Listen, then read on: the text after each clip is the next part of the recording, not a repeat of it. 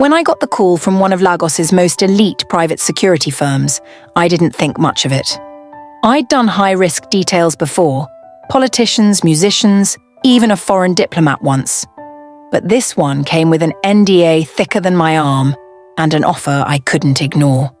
I didn't know who the client was until I walked into the marble-floored conference room on the 15th floor of a luxury Ikoyi high-rise. That was when I heard the name Chuka Obialo, the youngest billionaire tech investor in Nigeria. At just 32, the man had flipped 3 startups, raised international capital, and was now running a conglomerate that touched everything from fintech to fashion. But there was a problem. Chuka, despite his brilliance and bottomless bank account, was a magnet for chaos. The kind of person who, without even trying, attracted disaster like a lightning rod. The file they handed me contained a list of incidents that read like comedy skits. He once tripped over his own shoelaces on stage at a global business summit and took down 2 European ministers with him. Another time, he got lost inside Balagun Market for 5 hours because he was chasing a hawker selling meat pie. And just last month, he accidentally walked into a street protest because he was following a food truck on Instagram.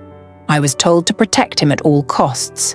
But after the 3rd incident in that file, I paused and asked the firm's director, "Is this guy even worth protecting?"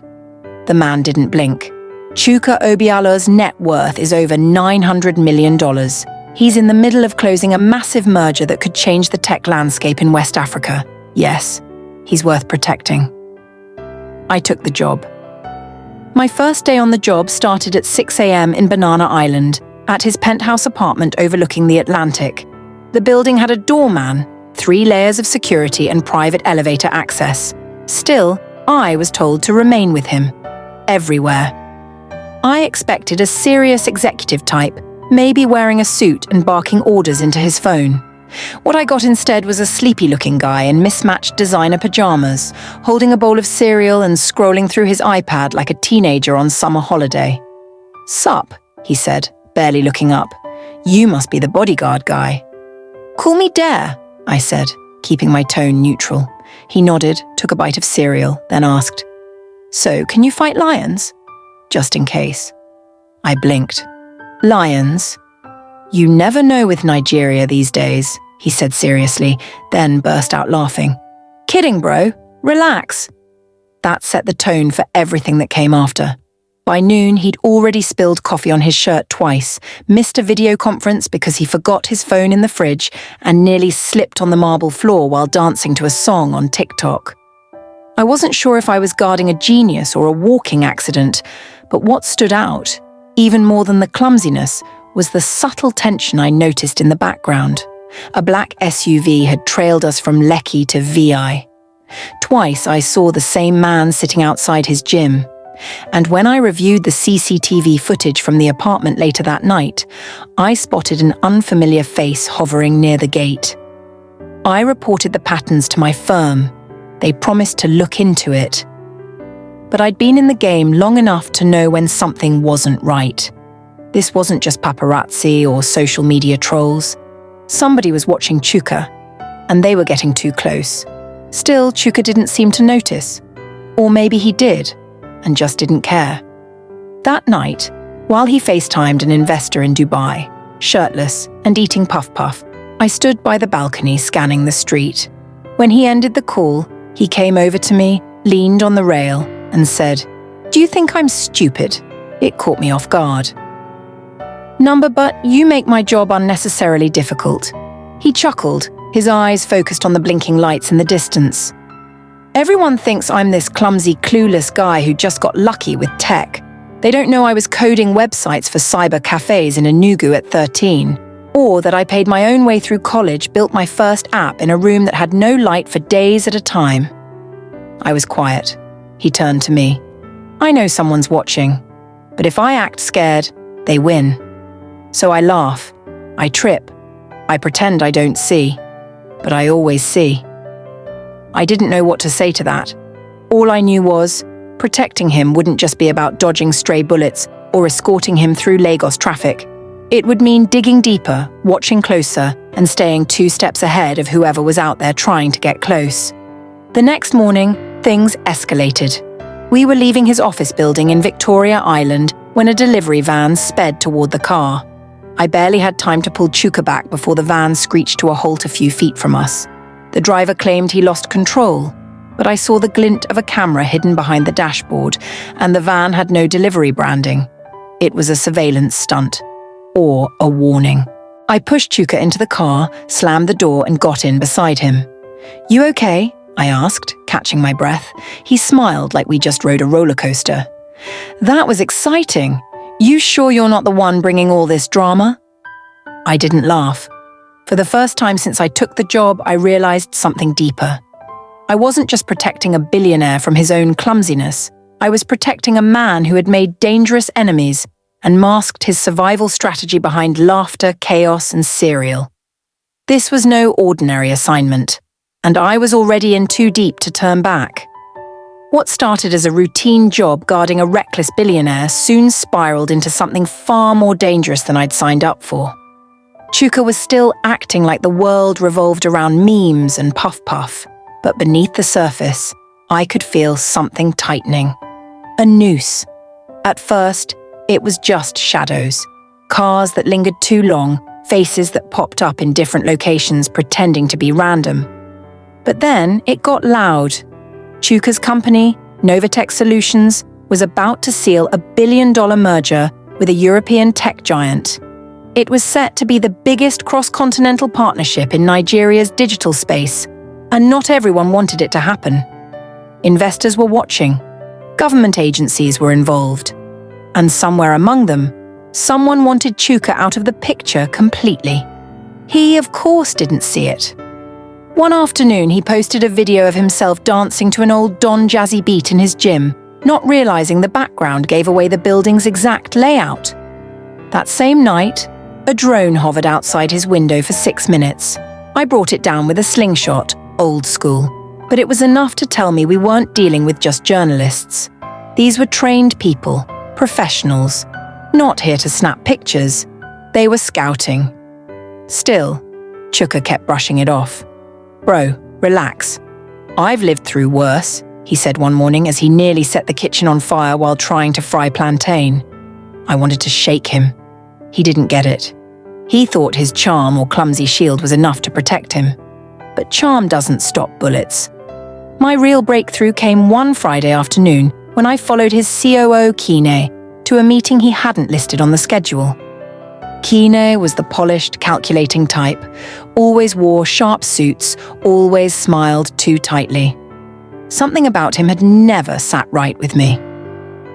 That day, I watched him enter a restaurant in Lekki Phase 1 and meet with a white man I didn't recognize. Through the tinted windows of my parked car, I zoomed in and recorded the entire conversation. I couldn't hear the words, but the body language was clear. There was a briefcase passed across. Kene shook the man's hand, glanced over his shoulder twice, then left alone. I ran a facial recognition scan on the man he met. His name was Jürgen Klaus, a known corporate mercenary connected to 3 tech espionage cases in Eastern Europe. This wasn't sabotage. This was an assassination in slow motion. And Kine, Chuka's right hand, was the inside man. I reported everything to the firm and pushed them to bring in more agents. But just like before, they delayed, told me to keep watching. That same week, someone tampered with Chuka's car brakes. We narrowly avoided a crash on 3rd Mainland Bridge, and even then, he still laughed it off, blaming Lagos mechanics. But the breaking point came on a Tuesday night. I'd just gotten back to my apartment in Oniru, exhausted. I hadn't slept properly in 3 days. I was pouring a glass of water when I heard banging on my door. Not knocking, banging. I drew my weapon and opened the door slowly. It was Chuka. He was barefoot, shirt torn, and his left arm was bleeding. There was blood on his chest too, not his own. His face was pale, eyes wide with something I'd never seen on him before. Real fear.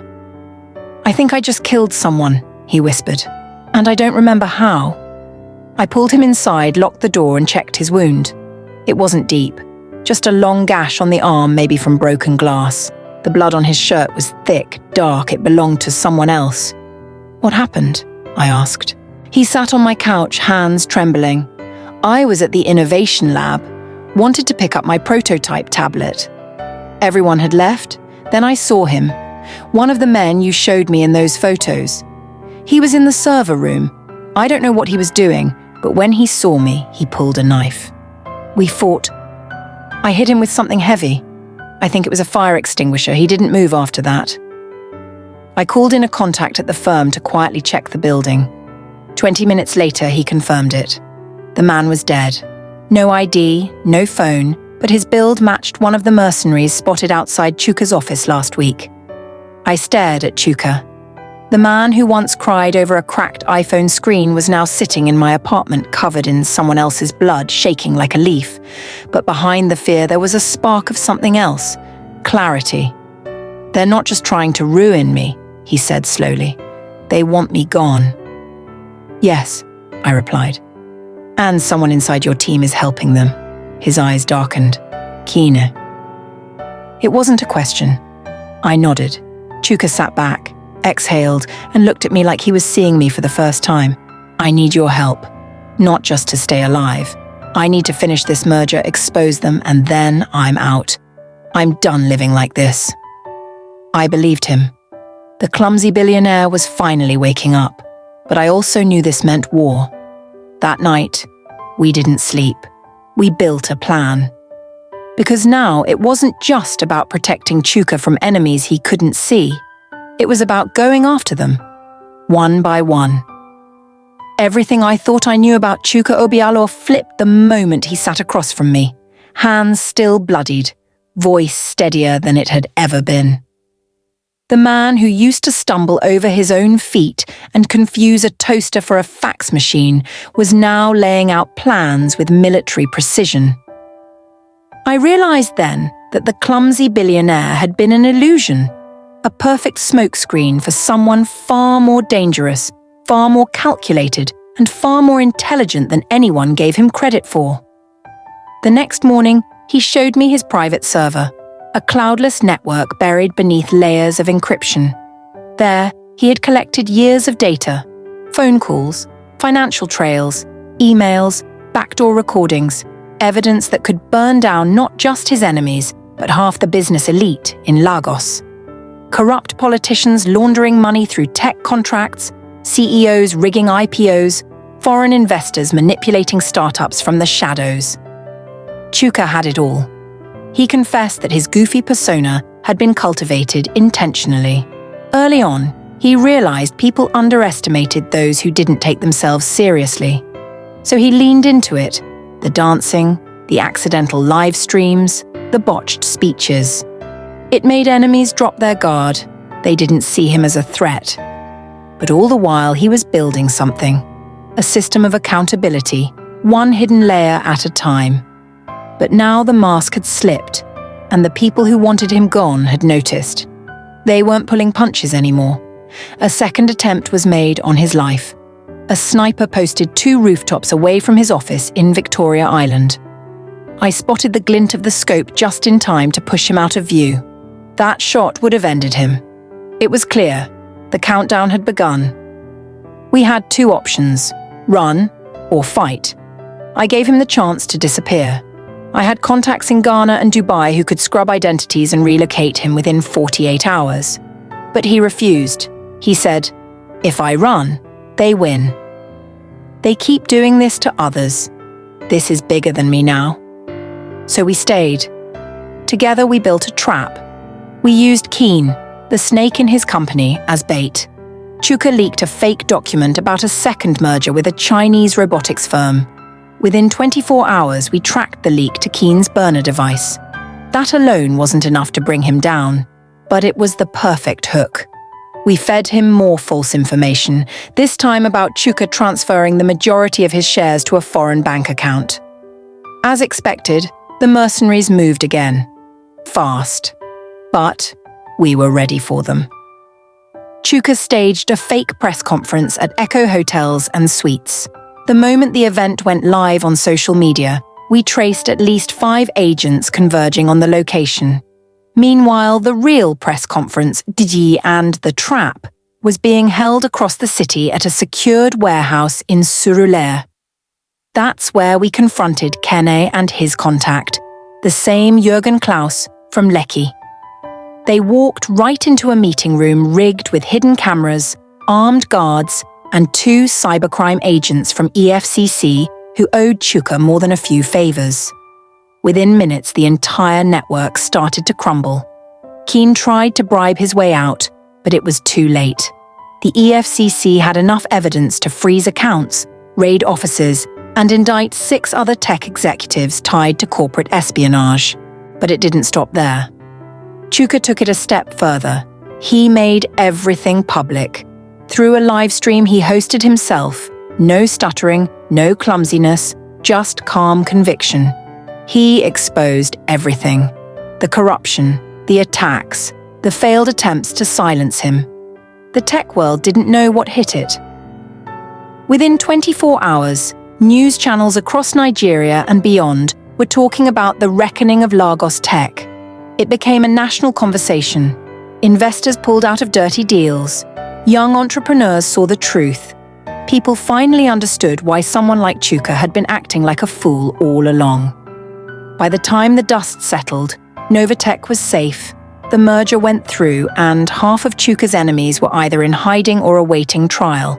But more importantly, Chuka had pulled off what nobody expected. He turned a personal war into a movement. And me, I wasn't just a bodyguard anymore. I was a witness to history, and somehow, part of it.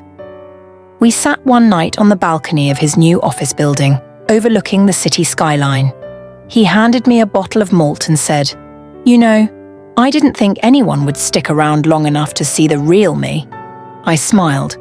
"I didn't think there was a real you." He laughed, genuinely this time, not like the performances he used to give. "There is, and there's more to come. But I'm done hiding." I looked at him then, not as a client but as a partner, a genius wrapped in disorder, and maybe, just maybe, a friend. Chuka Obialo, the billionaire who pretended to be clumsy, had fooled the whole world. But now that the game was over, the mask was off, and the world had no idea what was coming next.